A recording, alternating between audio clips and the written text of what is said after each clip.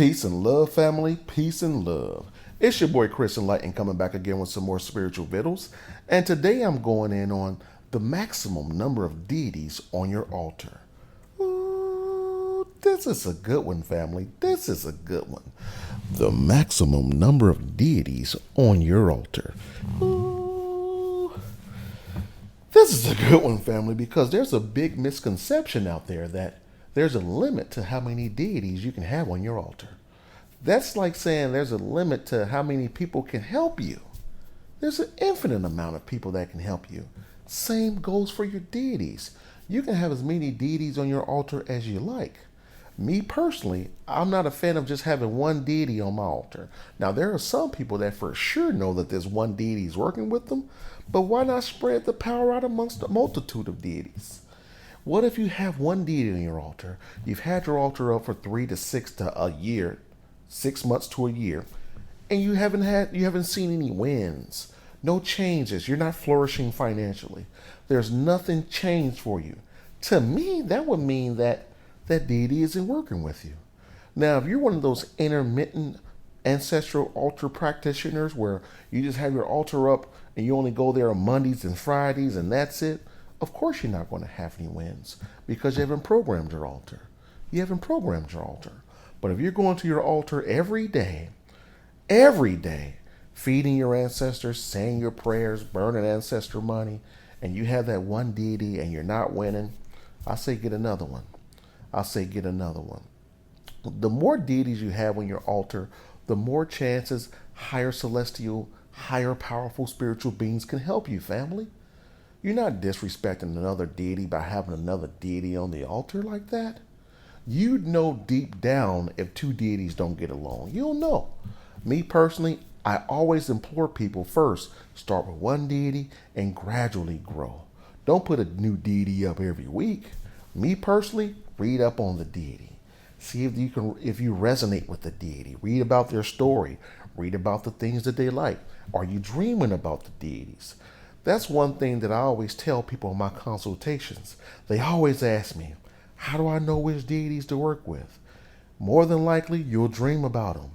If you feel drawn to their story, if you keep seeing the deity's name, the best thing you can do is pick the deity for the day you was born. Whatever day of the week you were born, start with that deity. When you spiraled into this reality, you chose that day for a reason. And more than likely, the deity on your birth date will work with you because you chose that date to incarnate. You gave yourself that little breadcrumb. Me, Hanuman, that's the deity that I chose to work with. That's why I always have a gorilla in one of my videos. That's why I have a gorilla on my altar. I have Hanuman on my altar because he's one of the first deities I work with because he's the deity for my birthday. And he for sure works with me. So that's another one. You can have a numerology reading. There's multiple deities that resonate with days of the week, numbers and things like that you can reach out to me and I'll help you out. Secondly, deities, this is what the deities do on your altar. I've said this a bunch of times in my videos. Deities use the deity, the statue, to look at you taking care of your ancestors. And if they see you taking care of your ancestors, being earnest with it, really being diligent at your ancestor altar, taking care, saying your prayers, burning ancestral money, and just going daily, they'll more likely work with you because they see that you're serious. Everyone that I know that's been consistent with their ancestral altar practices have been winning. And I know hundreds of people around the world that I personally know that are winning. Anyone who isn't winning with their ancestral altar, when they come at me, I already feel their energy. They have a poverty consciousness. They embrace negativity, detritus in their vernacular. They still probably cursing and drinking. They're still probably out there just doing a bunch of negative thoughts, having negative thoughts and things like that. You have to raise your vibration before these beings will work with you. You can't attract a high vibratory being if you're vibrating low, family. If you really want to work with some strong celestial beings, some deities, high vibratory spirits, you have to raise your vibration. If you go to Tanzania, You got to speak Tanzanian in order for them to understand what you're talking about. You can't go over there speaking Bangladeshian, whatever it's called, and expect them to understand you. The same thing goes with frequency.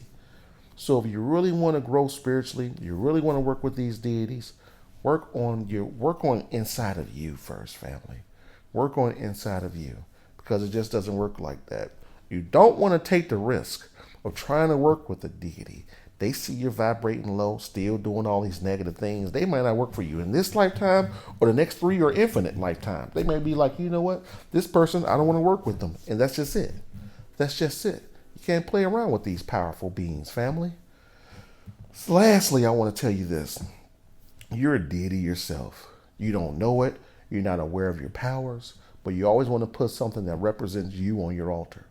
Pray to yourself. Ask yourself for help. There's a higher aspect of yourself out there that's been cut off from speaking with you. Now, when you start raising your vibration, they'll start working with you, but you won't more than likely be able to understand what they're saying. But when you start raising your vibration, growing spiritually, you just start getting these downloads. One thing you can always do is call out to your higher self to help you. You know, when you transition and die, if you choose to go to a low vibratory place, when you try to reach out to angels, they won't hear you. The highest your prayers are going to get is earth, your earthly self. So when you're in a low vibratory place after you transition or die, and you need some help, the highest your prayers is going to reach is this earthly domain. And you're going to be imploring yourself to raise your vibration, so in turn you can raise your lower self out of the state of existence that it's currently in. That's just how it works. As above, so below.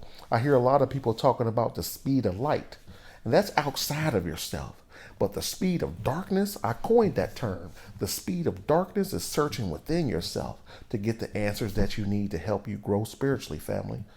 So on that note, family, I hope you got some jewels from this video. There is no limit to how many deities. If you want to have deities hanging off your altar, get up. Oh, you want to have deities hanging out on your altar? Feel free. Feel free. Get off me, deity. That's what my wife and daughter always say, because I had so many deities on my altar. They used to be like, get off me, deity. Get off me, deity. I don't have enough space, deity. Get off me, deity. You know what I mean, family? But that's an inside joke for my wife and my daughter.